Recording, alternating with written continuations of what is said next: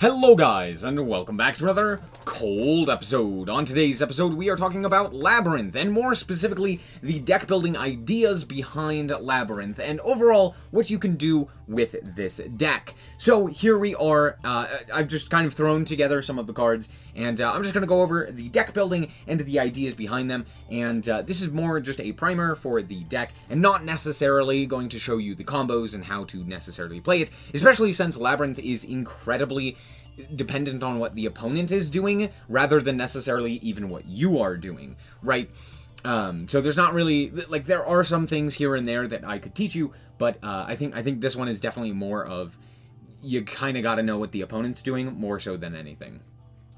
So I'm going to quickly go through the ideas behind both Master Duel and TCG deck building philosophies for Labrynth. So I'm just going to go over all of the ratios and stuff like that. Starting off with the, I would say probably the most key card in Labrynth currently, which is Ariana, at least in terms of monsters. Ariana almost always sees play at 3, because on normal or special summon, you just add a Labrynth, which means you can special summon it utilizing both of the welcomes, whether that's regular welcome or big welcome, and on top of that, you can also utilize it as just a normal summon to get any of your other Labrynth cards, and that is any of your Labrynth cards, monsters, spells, traps, whatever it may be. Yes, there are spells.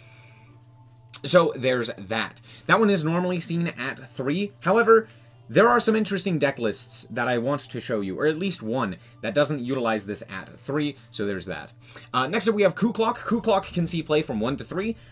It normally doesn't see much more play than 1, and the main reason for this is because, well, one, Arius is now out in both Master Duel and in the TCG, which gives you basically just better access to a Ku-Klok. It's just a better Ku-Klok, basically.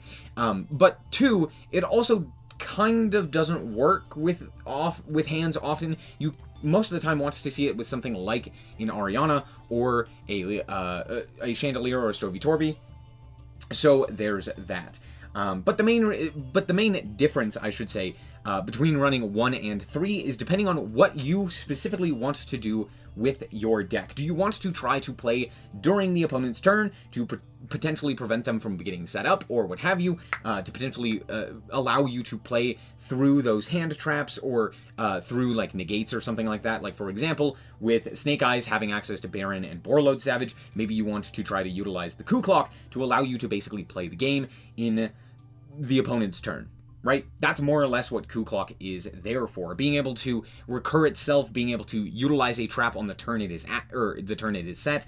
It's very, very useful. It gets you access to things like Big Welcome on the first turn, which is very, very nice. Next up, we have Stovey-Torby and Chandelier. I think originally these cards were not played nearly as often because all that they read is set a Labrynth spell trap, which in theory is pretty good, but in practice doesn't really do a whole lot because you have to also discard a card. But now I think a lot of people realize how impactful these are, and they are maxed out in basically every deck. I do not think I saw a deck list that didn't play these at maximum copies. So there's that. In the TCG, I could see some reasonable choices behind, or reasonable decisions behind playing less copies of these two. But for the most part, I feel like you just need these. It gets you into your combo, it allows you to have recursion, it allows you to set up your combo again on following turns, your quote-unquote combo. I say your combo, but it's not really that big of a combo. But yeah, there you go. So mostly maxing out on those. Next up we have Arius. Arius is interesting. For the most part, I feel like a lot of decks play 3 copies of this card. It's a new card. It allows you to special summon during the opponent's, or during the main phase. You can either special summon a lab or set a trap card that can be activated that turn. Similar to Ku-Klok, just a little bit better. But you do specifically have to utilize your cards in hand, which is where I think it becomes a little bit less impactful. And it still dies to Called By, which is not good in Master Duel because Called By is everywhere. But all in all, it is still very, very powerful. This oftentimes sees play at 3 copies. I've seen a lot of decks play it at 2. I've rarely seen this card ever at 1 or at 0 copies. This is almost always in include. It's just very useful. Again, it's just kind of a better Ku-Klok in some situations, or in most situations. So there's that. Next up, we have Oriane, I've never actually seen this card played at 2. All it does is special summon a guy by pitching a... or special summons the Ariana, specifically. Or I guess you could technically grab SnowiKs Chandelier or Kuklok as well, so there's that. Or just any level 4 or lower fiend. So there you go. But what you do is you send from your hand or set on your field a normal trap card, send it, special summon a guy. Then it has the ability to trigger, where if a monster is removed from the field by a normal trap effect, you can draw a card and then either special summon or set a trap card, spell or trap card. Now, notably, both of those effects are not mutually exclusive, as opposed to something like Ariana or the, well, mostly Ariana, I think. So with that in mind, you can actually utilize both of the effects. You can get the draw while also being able to special summon a guy. So that's fairly nice. But again, most people don't play this card. It's a little slow. It's a little bricky. It kind of doesn't do anything on like summon. So because of that, it just isn't quite fast enough for the metagame. You can play it at 1. There are a few instances where it comes up and where it's nice. But overall, most of the time, you're not really playing it. Next up, we have Lady Labrynth. Lady Labrynth is fantastic. Again, I see this at 1 or at 3 copies. Most of the time, it's at 2. And the reason for this is because it's kind of a dead card in your hand, unless you have the ability to utilize your traps as well. So, like, you have to get it onto the field and then also be able to, like, chain to it, which doesn't happen often, but it is possible. And so most of the time you want to either search it or you want to special summon it or something along those lines. So it's not terrible to draw, but you don't want to see it all the time. So because of that, it's often at 2 copies. I've seen it at 1 as well, because it does brick specific builds. And so because of that, sometimes it's at 1 copy. So there's that. Lovely Labrynth is at 1. Almost always, this card, I see it at 1. Reason being, it is a dead card in your hand every single time. You never want to draw this card, and in fact, drawing it becomes an issue, because then you can't special summon it off of Welcome Labrynth, and you specifically have to special summon it off of Big Welcome Labrynth. So because of that, you're much more often to see this at 1. You don't want to draw it, but you still have ways of getting it out of your hand at the very least. Unlike previously, where we didn't have access to Big Welcome, and we just kind of had to play 2 copies of this card, because if we saw one, we just kind of died. But alas, we're not in that stage anymore. And that's pretty much it in terms of ratios for Labrynth, and more specifically the monsters. We're going to go quickly into the spells and traps, and, well, more specifically the Labrynth spells and traps. As you can see, we have a lot of other spells and traps that we can utilize. Starting off with the Labrynth, this is pretty much included in every deck list. And the main reason for this is because it's very good in, like, specific matchups, and in, like, the TCG, you can side this out pretty easily if you know that it's not going to be all that useful, but it also just kind of gives you additional advantage. It turns on Welcome Labrynth to be a removal spell as well, which can trigger things like Lovely Labrynth and the like. It also gives you the ability to recur your monsters by special summoning from the grave or from the hand or what have you, which is also very nice, by, you know, activating another normal trap. So lots of other stuff like that makes it very useful. I've only ever seen people play it at 1. I think, like, way back in the day, people will play it at maybe 2 copies. But at this point, basically everyone is just playing it at 1. You can set it off of SnowiKs / Chandelier. So because of that, you just play the 1. Next up, there's one other spell, which is Setup, which is a very interesting spell that Labrynth has. I'm going to quickly read it because I'm sure most people don't actually know what this does. Target 2 of your Labrynth spell traps that are banished or in your grave, shuffle them into the deck. Then if you control a fiend monster, you can set a non-Labrynth normal trap with a different name directly from your deck equal to the number shuffled.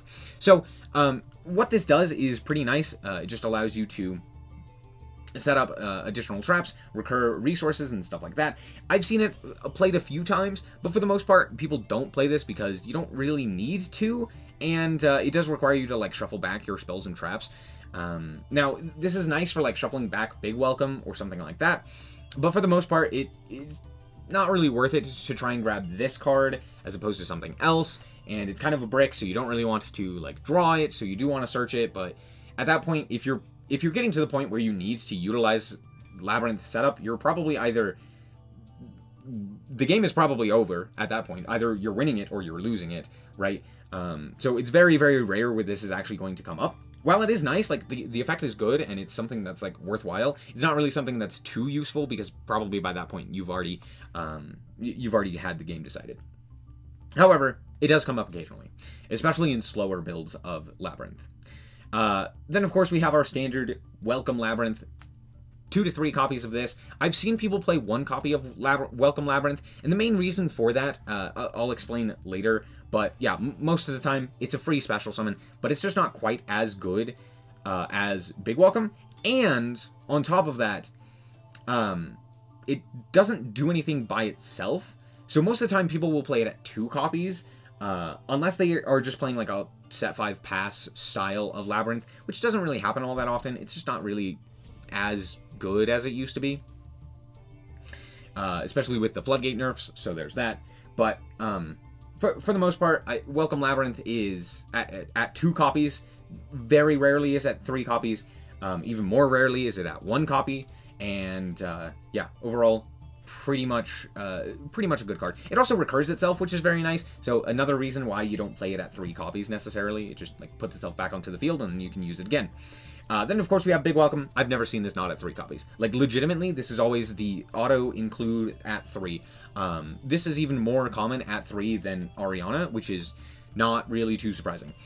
This just does everything for the deck that you want. It allows you to dodge interactions. It allows you to special summon your monsters. It allows you to interact with the opponent's board during their turn. It allows you to have just, like, so many different points of interest for just 1 card, which is very, very useful. Having that graveyard effect on top of it just adds that additional interaction that you really oftentimes need in a deck like this.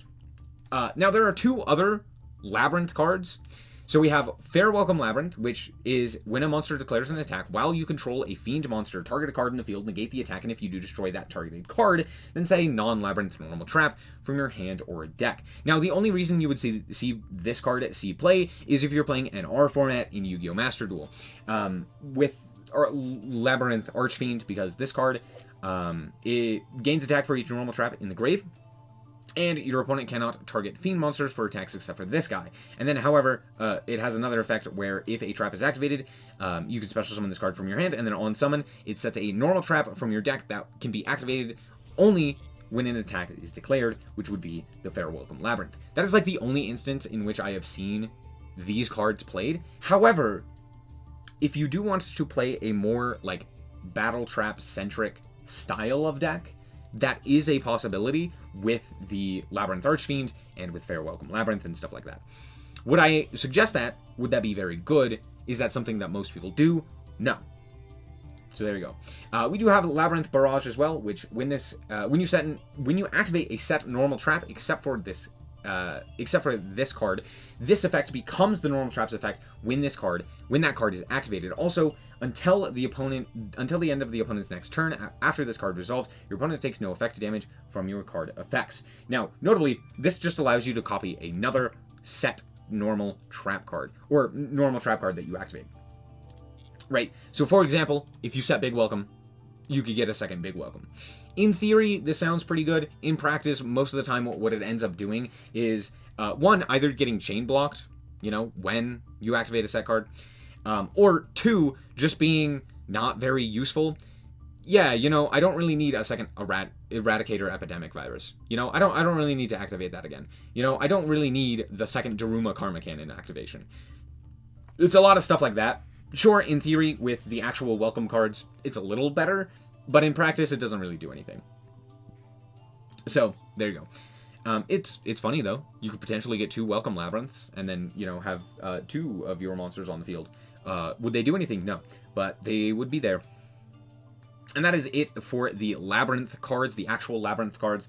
So now we're going to quickly go through the monsters that basically supplement this. Now, first of all, there are basically 2 design philosophies. There's technically a third, which we're going to talk about, which is my personal favorite because it's funny. But there are technically 2 real design philosophies when it comes to building Lab. You can either build hand trap-centric Labyrinth, or you can build trap-centric Labyrinth, right? So normal trap-centric or like Floodgate-style Labyrinth. Now, we're going to go over both, and I'm going to explain which one I believe is better for both TCG and OCG, and the reasoning behind that. and we're going to go from there, but we're just going to talk quickly about each individual card that you could, not every single card, but some of the cards that you could add into your deck lists to kind of bolster those numbers and kind of give you additional options that you could potentially go for. Starting off with Backjack. Backjack is absolutely fantastic. First of all, it's a decent normal summon. You normal summon it, you link it off for a link 1, doesn't matter what the link 1 is, as long as you can link this guy off, it is a fantastic effect, allowing you to excavate the top cards, allowing you to see what they are, allowing you to potentially set a trap that can be activated that turn. Very fantastic. And he pairs very well with things like SnowiKs and Chandelier, giving you basically a free discard that also can potentially generate advantage, which is great. So all of that is fantastic and stuff that you want. So overall, this card, in the TCG, he's very, very common, especially with more copies of SnowiKs and Chandelier. In Master Duel, not quite as much, but is still seeing a lot of play, and I still think he's very worthwhile. So there's that. Next up, we have ourselves Soul Resonator. This is kind of an interesting addition to this deck because basically what you do is you use things like Crimson Gaia or just this card in general, which on normal or special allows you to search a level 4 or lower fiend, which, hey, these happen to be level 4 or lower fiends. You could also potentially search an Ariana, so if you were to, say, special summon this, you could then normal summon the Ariana or whatever it may be, which is pretty useful. So it's just kind of an additional way to get that additional card that you may need. So it's kind of just another normal summon that you could utilize to get into your combos. So there you go. And it can be bounced back to the hand with the Big Welcome to potentially get another search and stuff like that. Next up, we have the Keldo and Mudora, the shufflers, for the Ishizu cards. These are pretty self-explanatory. They're discard fodder for the Chandelier and SnowiKs. And all that they do is shuffle cards back. One notable thing about this is that they are discarded for cost, which means you can activate this in response to a card activation. Like, for example, in Master Duel, Tearlament is fairly common, and because of that, you can potentially pitch a SnowiKs and the Keldo or Mudora, pitch them to the graveyard in response to a fusion activation of the Tearlament monster in the grave, and then utilize in chain to your own discard the Keldo or Mudora to shuffle away the potential fusion targets, which is very fantastic and something that is really cool that you can do with these because, you know, why not make a quick effect shuffle from the grave? But yeah, very silly cards. Very, very useful if you can get that off. Next up, we have Unchained. There's a whole bunch that you can do with Unchained with a very, very small package. First of all, Unchained Soul of Shavara can get you Escape from the Unchained, which is another trap that just pops cards, which is great, just by sending itself to the graveyard. It can special summon itself pretty easily because all of your monsters are fiends, basically. Well, they are all fiends. And so it can freely get itself onto the board, and then all you have to do is go into something like Yama to search it out.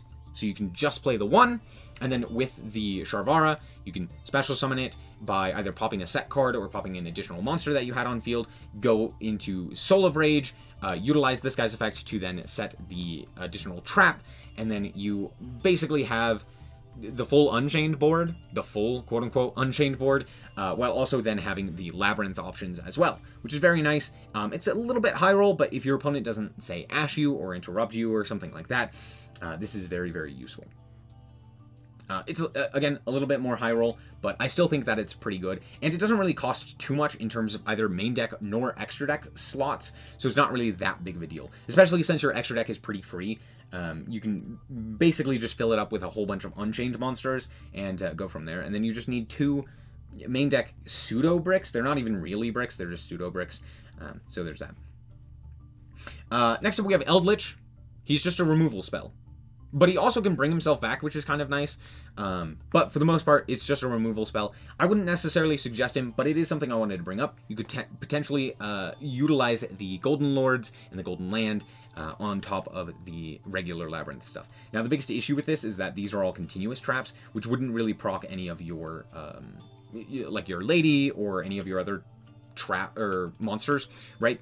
But notably, Eldlixir of Scarlet Sanguine is a normal, so you could potentially trigger your Lady off of Next up, we have Lord of the Heavenly Prison. This card is specifically useful if you're expecting your opponent to have something like a Harpy's Feather Duster or a Lightning Storm. It's much better when you can side it in going first, knowing that your opponent could potentially have those big board breakers, which then allows you to have this guy in hand as protection. That's mostly what it's used for, because it's just a worse version of Lady, for the most part.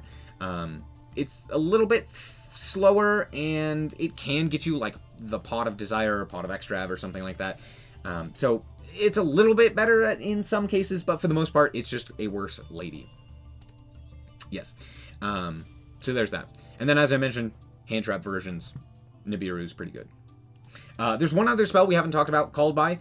This is pretty much included in every Master Duel deck list because of how common Ash Blossom is and how important it is to specifically stop Ash Blossom. Ash Blossom kind of cooks this deck. Yes, Maxi is like a little bit annoying, but for the most part, you're more concerned about Ash Blossom, so having Called By is very nice. However, you don't have to have it in all of your deck lists because sometimes you don't care as much about the Ash Blossom depending on how you've built your deck. So this is a sometimes include at 2 copies, sometimes don't include, and maybe potentially play a different card. Now I'm going to quickly go over just a whole bunch of trap cards that are playable with Labrynth and the reasoning behind them. Needle Ceiling nukes the field, which is great, and allows you to basically just keep your monsters on field. Yeah, that's not keep your monsters on field, but just like nuke the field, which is very, very good. Compulse just returns a guy, which also triggers your monster effects, which is nice, and it's just fairly decent overall, but both of these aren't insane and are not, like, staples. Then we have the viruses. We have Deck Devastation, we have Eradicator, and we have Full Force Virus. Deck Devastation and Full Force basically do the exact same thing.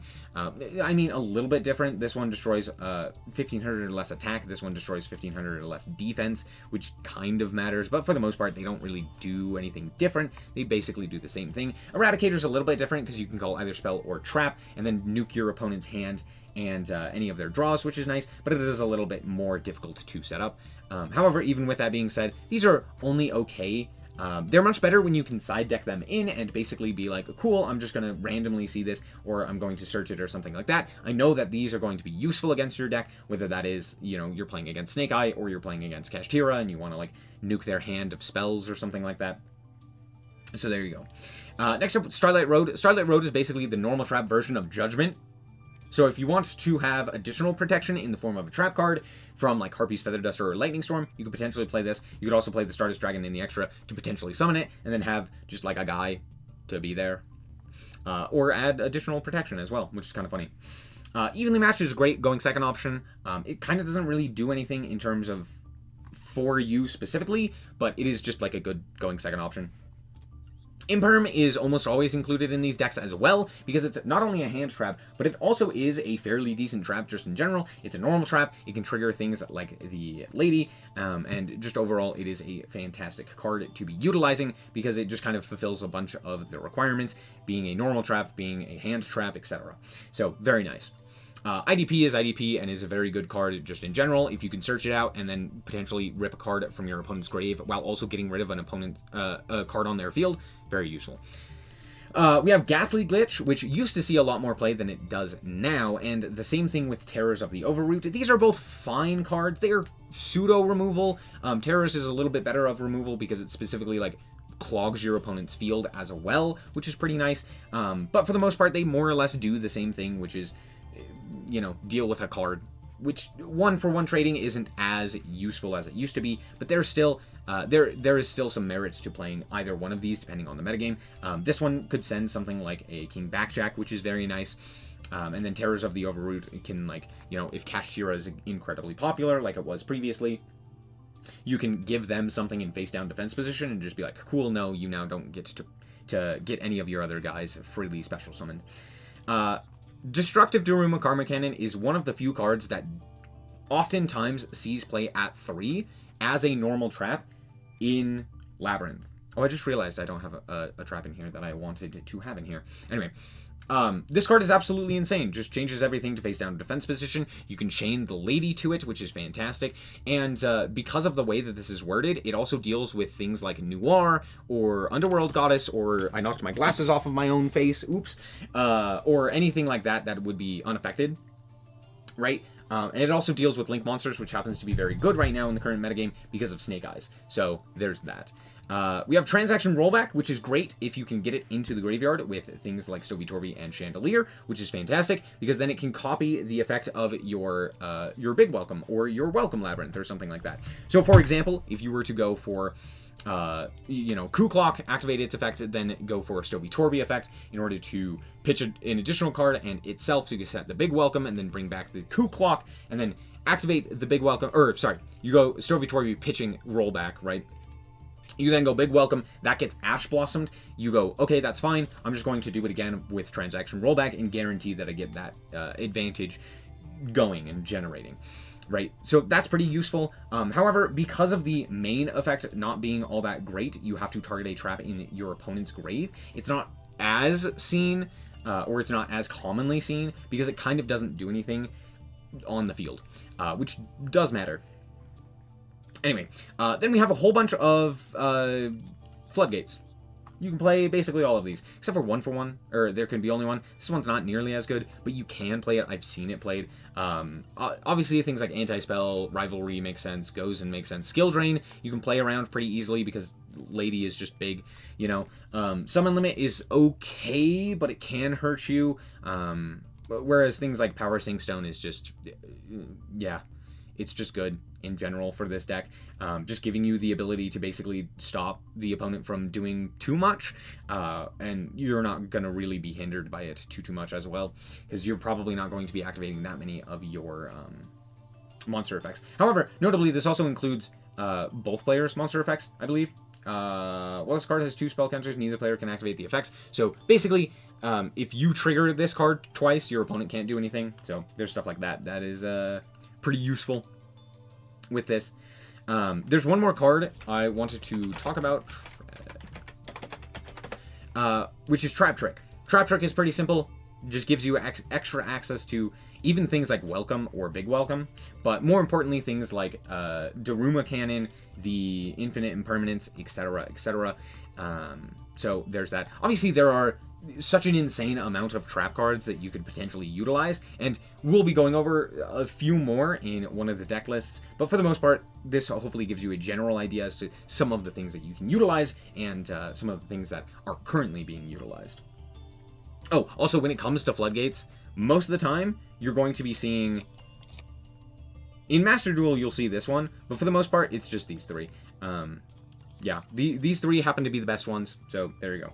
In terms of the extra deck, there are a few things that you do need to basically play in every deck list. Chaos Angel is fantastic, doesn't require a tuner, your deck doesn't really do tuners, but more importantly, with the SnowiKs and with one of your 8s, whether that's Lady or Lovely, you can go into the Chaos Angel. You can also go into Chaos Angel with Ariana and Arius, which is also very nice, and it's just a free guy, it's big, it banishes, it's fantastic. The other one is Muckracker. Muckracker is also very nice. You just pitch a card from your hand to revive one of your monsters in grave. Very useful for getting back Lovely or triggering an Ariana or something along those lines. So another very useful card. There's a few other things that you can also utilize, but for the most part, it's mostly those 2. I'm going to show you some deck lists from both Master Duel and the TCG and kind of go through the ideas and what they're basically utilizing and why. Alright, so here is more or less a pretty standard deck list currently for Yu-Gi-Oh! Master Duel, minus maybe the Unchained stuff. You could cut that and just add in like additional hand traps or something along those lines. But more or less, this is kind of what you expect to see. Now, this deck is full of hand traps, if you've noticed, right? Triple Maxi, Gamma, Ash Blossom, Infip, Nibiru, etc. Actually, there's no etc. there.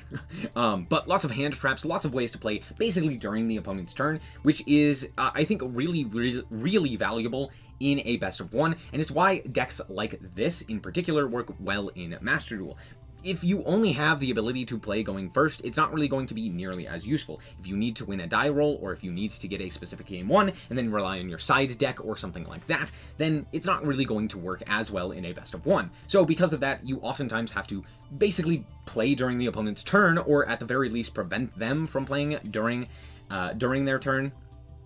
or have some sort of backup plan, like a board breaking strategy or something along those lines. And Labrynth doesn't really break boards that efficiently, so because of that, it's better to try and play on the opponent's turn, utilizing the hand traps to maybe slow them down or potentially draw you into your combo, or just utilize things like Aureus and the Chandeliers, or Chandelier Stovi Torbis, in order to basically play during the opponent's turn. Now, if you do happen to go first, you can do that high roll strategy with the Sharvara and the Escape to basically end on an additional point of interaction, while also giving you protection from lava golems or what have you. So lots of stuff that you can still utilize with this. And while it does require you to run a rather specific extra deck, it doesn't really matter too much. You're not really like vying for much space. Like, again, you basically only need Muckracker and Angel of Chaos, or Chaos Angel. I also have Omega in here just in case we have the ability to use it with Gamma or something along those lines. So, there's that. You could also potentially, cut like Dark and play more stuff for Gamma, but for the most part, I don't feel like that's too necessary. But yeah, a pretty standard deck list. Just like, the one trap that you may need. This one for me happens to be different Dimension Ground, but this could be Ice, Dragon's Prison. This could be like Skill Drain or Rivalry or something like that. This is kind of the flex spot, and the rest of this is also kind of just standard. And now we have more of a trap-centric or trap-focused style, which relies on utilizing things like Nadir Servant to get you into Dogmatic Punishment with the Ecclesia. So the Nadir Servant can get you the draw card with Garura, or potentially pop cards with Entis to help it break boards.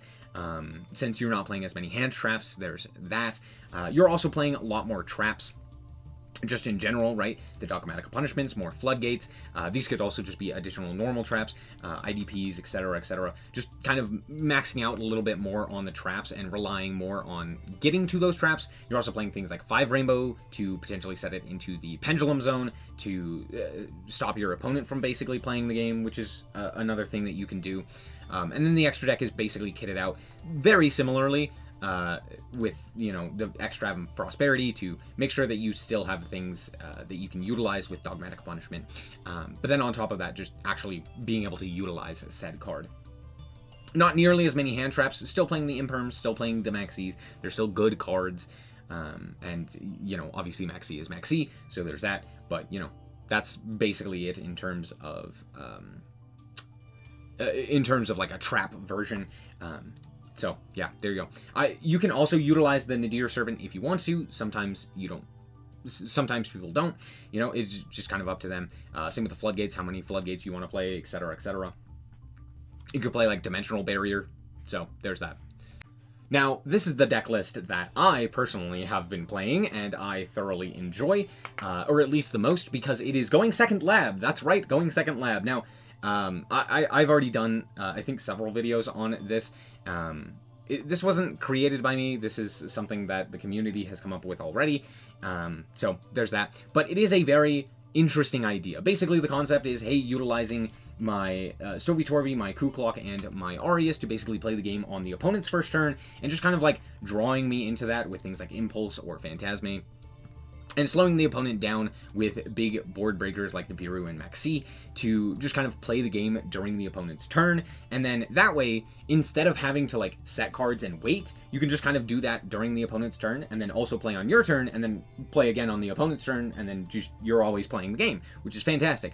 Now, one of the funny things is because Impulse happens to be, well, more specifically, because the Rescue Ace cards, Impulse and Fire Attacker, happen to be fires, you can go into Hita, take a Snake Eye card, and then go Promethean Princess into Amblo Whale, or into, when we get it, the Salamangreat Phoenix? What is it? Raging Phoenix. There we go. Into the Raging Phoenix OTK with the Zelantis line. So that's a real possibility as well, which is unbelievably funny and very, very fun. Now, one thing that I do find very funny about this list is how few trap cards they are playing. The entire deck is basically supposed to play around trap cards, and they just said, nah. Now, notably, this deck list is not nearly as good in Master Duel as it would be in the TCG, and the main reason for this is because limitations to the furnitures really does hinder them. But more importantly than that is that we are missing good trap cards. As you can see, I'm running like different Dimension Ground and IDP and Rollback and stuff like that. But all of these, all three of these should be Black Goat Laughs. Because what that does is it allows you to banish it from the grave, which is very important, at quick effect speed to declare a card name and prevent the opponent from activating that same card name. So for example, if you banish it from the grave and call Snake Eye Ash, if your opponent normal summons Snake Eye Ash, you can't do anything with it. It's just a dead card on the field. I believe that's the graveyard effect. I can't remember if that's the on-field effect. Both on-field and graveyard effect have similar styles. One of them is like for the extra deck, one of them is for just any card. So I can't really remember exactly which one is which, but I remember the banish effect is the better one, so I'm pretty sure I was correct. But yeah, overall, this is kind of the idea. It's very funny. This is definitely more of a gimmick, but I did want to absolutely bring this up. And yeah, there you go. Let's hop into the TCG deck lists, and I'm going to explain something there that I already mentioned kind of a little bit in deck building. But real quick, before we do that, I just wanted to go over the Master Duel idea. Basically, with Master Duel in particular, you want to be able to play both going first and going second with your deck list. So a deck like this, while it doesn't necessarily want to go first, it still has the capability of playing going first, because you can still just do lab stuff.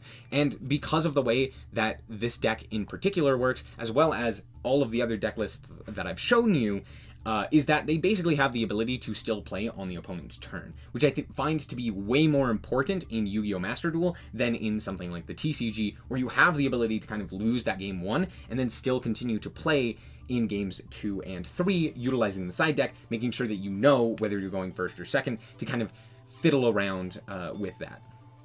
Also, real quick with this deck list, Ariana is at 1. Why? Because it's actually just a dead card in a going second list, because you're not really going to be normal summoning it all that often. So there you go.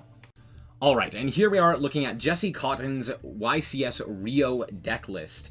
And yeah, Jesse Cotton was playing Labrynth, which is surprising. I just did not peg him to play Labrynth. But yeah, this is the deck list, 42 cards, and as you can see, lots more traps, utilizing things like Trap Trick, utilizing Dogmatic Punishment and stuff like that as targets, as well as main decking triple nib instead of Maxi. Why not play triple nib? Also, main decking 3 Backjack. Now, this is something that didn't really come up except for in one deck list that I showed you previously in the Master Duel section, and that is Backjack. Backjack is a lot more common in the TCG, and the main reason for this is because you are playing more traps just in general. Now, in Master Duel, as I mentioned, you do need to kind of hedge your bets for going first and for going second. It's a best of one, you kind of got to figure out that out. And with things like Max C, you don't really have to rely on guaranteeing going first or guaranteeing going second, because you can just kind of stop a game from progressing with that card. Whereas in the TCG, that's not really a possibility. So you do kind of need as many live cards as you can, but on top of that, because you have the ability to basically lose a game for free, you do still have the ability to kind of play through the side deck, as you will see, while also being able to kind of still play on the opponent's turn, right? But also another just big thing is having access to 2 additional Labrynth furnitures means that Backjack is a lot more live. But having access to the side deck means that you can side out some of the more useless traps and stuff like that, or you could potentially even side in additional traps.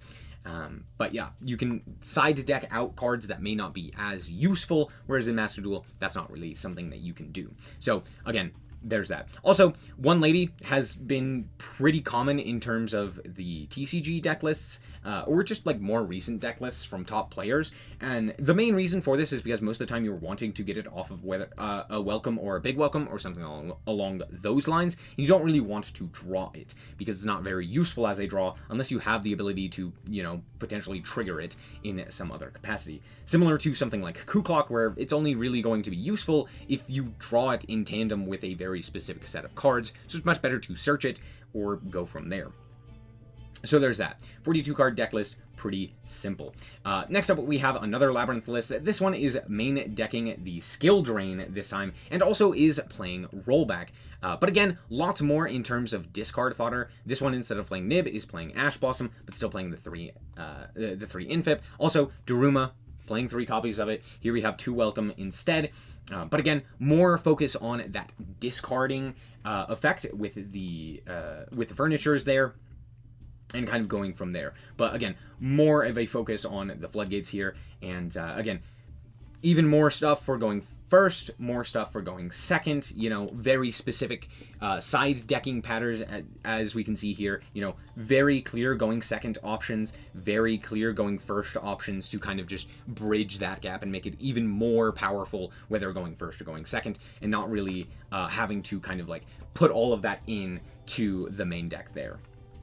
And then we have one more that's rather interesting, which is this Paleo deck list, Paleo Labrynth deck list, which is pretty much just similar to all other deck lists with Morella, which I actually find to be very, very useful in something like Labrynth, because most notably it can send things like a rollback, it can send things like a rise to full height to either protect you or to get your combos started again, or whatever it may be. Now on top of this, they're also playing Ariane, which is very interesting. This is the first deck list that I've shown you that has had Ariane, which is very nice, but this in particular is more useful here, being able to pitch a rise to full height or a rollback or even a Morella or whatever it may be. And then also on top of that, actually playing setup. This is probably one of the other Labrynth cards that you would actually see play, or that would actually see play. I wouldn't imagine either of the 2 traps would realistically see play in a top deck, but for the most part, this actually does make sense here. It allows you to shuffle back cards and then set things like a Morella or a Rise to Full Height or a Trap Trick or what have you. Now, as you can see, Trap Trick is a lot more common in the TCG. Again, as I mentioned, in the TCG, you can kind of just hedge your bets and be like, yeah, if I lose the die roll, that's fine. I can still just kind of set a whole bunch of cards. And especially if you're expecting to go against something like Snake Eyes without Omni Negates, it's a lot more likely that something like Trap Trick is going to be more useful. Whereas if you're expecting like Baron or Borreload Savage or a wide variety of different decks, something like Trap Trick to go into Daruma Karma Cannon isn't nearly as useful as it would be in the TCG. So there you go. And then again, just a smorgasbord of very interesting cards here. Not as many, I would imagine, for going first. As we can see, there's a few, but not nearly as much. And then a lot of cards to help draw cards. We have, you know, Phantasme, we have Impulse, we have Spooky Dogwood for legit reasons. Trust, it's not for time. Ash as well. Also, the wrong artwork of all of those cards. Dear Lanta, that looked awful. But yeah, there you go. And there are some deck lists and some of the ideas. Now, with Labrynth in mind, obviously, basically any deck that can utilize Fiends, or that can utilize traps, or that can utilize normal traps in particular, like for example, Paleos in particular is one that I'm thinking of. All of these can be added to with Labrynth. You can add a Labrynth engine into it. You can add something here or there into it. So keep an open mind, right? It is a deck that is just easy to fill with a wide variety of different strategies because of the way that these cards in particular work, which is very cool. So another thing that you can keep in mind, just, you know, go for it. Choose to play out however you want to play. If you want to stop your opponent from entirely playing the game and playing a whole bunch of floodgates and just being like, cool, I'm just going to turn my brain off and not really play the game, or more specifically, prevent you from playing the game, that is absolutely something that Labrynth can do. They can set up for stuff like that. They can just, you know, Daruma Karma Cannon over and over. They can do a whole bunch of stuff. Or you can choose to utilize more of the going second options and potentially playing hand traps and stuff like that to potentially interact with your opponent in that capacity, slowing them down and then slowly controlling the game and winning the duel over a couple of turns and going from there. So it is kind of up to you whether or not you want to build something more akin to this, where you're focusing on, you know, kind of almost playing during the opponent's turn with the discard effects, or you can utilize something like the going second lab here by like fully committing into that, and just, you know, entirely playing during the opponent's turn. Or you could just, you know, play a whole bunch of floodgates, like where is it, like this one. You know, it's up to you. And honestly, all ways are pretty strong. They all have their own merits as well, especially in Master Duel. I think that each one kind of holds its own strength, and it's one of the reasons why Labrynth is still very good in Master Duel. But yeah, there you go. Hopefully this gave you an idea as to how this deck works, and thank you guys so much for watching. Hopefully you guys did indeed enjoy it. If you did, a like is very much appreciated, and remember to always stay frosty. Bye-bye. Shout out to the Frost Guard, my members. Thank you guys so much for the support, and I hope you enjoy the content.